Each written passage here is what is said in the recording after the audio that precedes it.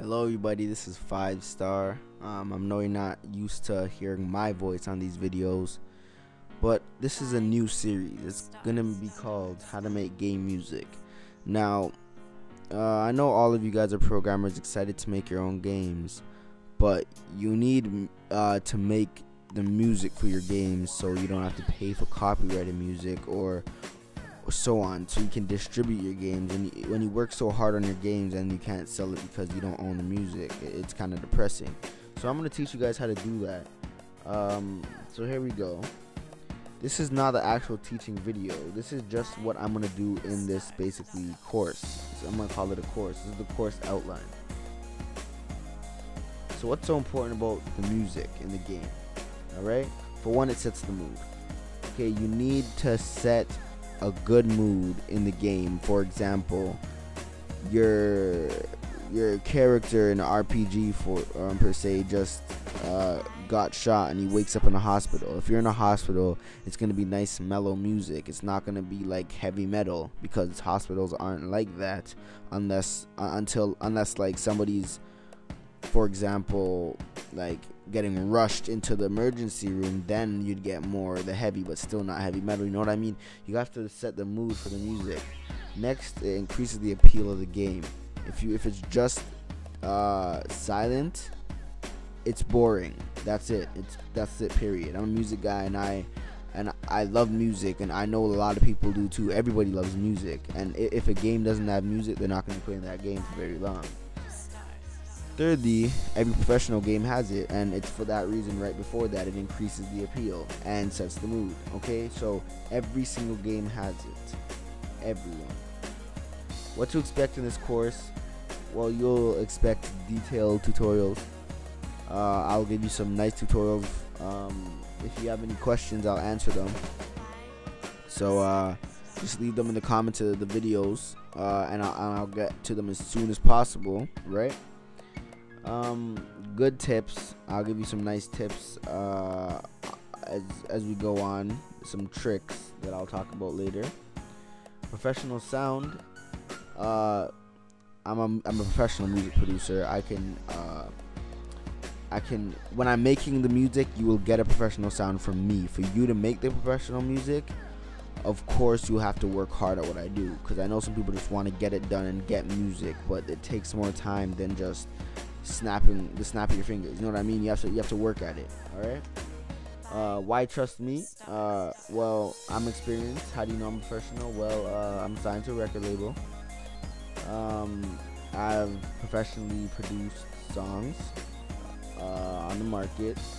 I'm working right now, and I have worked with top-notch DJs that you probably listen to on the radio all the time. I have stuff playing on the radio with those top DJs, and that's like, I make professional music. That's why you should trust me. Next is tutorials. What order the videos are going to be in. Now, I might not follow this exactly. Like, if you ask me a question that I didn't really cover in the last video, I might add in a video in between, but this is the order I'm expecting to go by. For one, it's going to be on software. Which is the software best for you? Most user friendly versus more powerful, everything. Okay, I've used almost every program there is to make music, so I can recommend a lot. Majors and minors, applying majors and minors, music trick, which I think most of you guys will actually find interesting. It's a trick that about chord progressions. Chord progressions are basically a series of notes that sound good together. For example, C major, then F major, then G major, then A minor, and then C major. That's gonna sound good, right? I have a trick that makes it all your chord progressions will always sound good no matter what, by following that trick. Tutorial 5 will be about understanding music. Now I'll go deep in explaining the aspects of music. It's kind of like a more detailed version of tutorial 3. I kind of explain more about chord progressions and applying majors and minors with the chord progressions, when to use that, and so on and so forth. Tutorial 6 is the best instruments for the moods. For example, you won't want to use a trumpet in a certain, like in a hotel where you should be using strings and an electric piano sound. You know what I mean?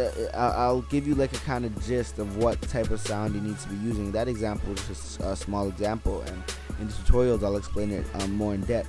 But you have to know which sound will work at the best for your music. Alright? And the final tutorial is making music for your game, because you can follow a whole bunch of other people's tutorials and that will teach you how to make music for games. That's cool, but that's for their game. They're professionals too, but that's for their game, and they're making it for that mood of their game. This tutorial will teach you how to make music for your game, whichever the style, whichever whatever. You know, I'm not a programmer, but I once I see a game, I know what music will go with it. Okay, so those are the tutorials, and that's it. Thanks for listening to this. Hope you like the new series coming out. I don't know the exact date, so I'm not going to give you one, but look out for it. Alright? Thanks, and check out my channel.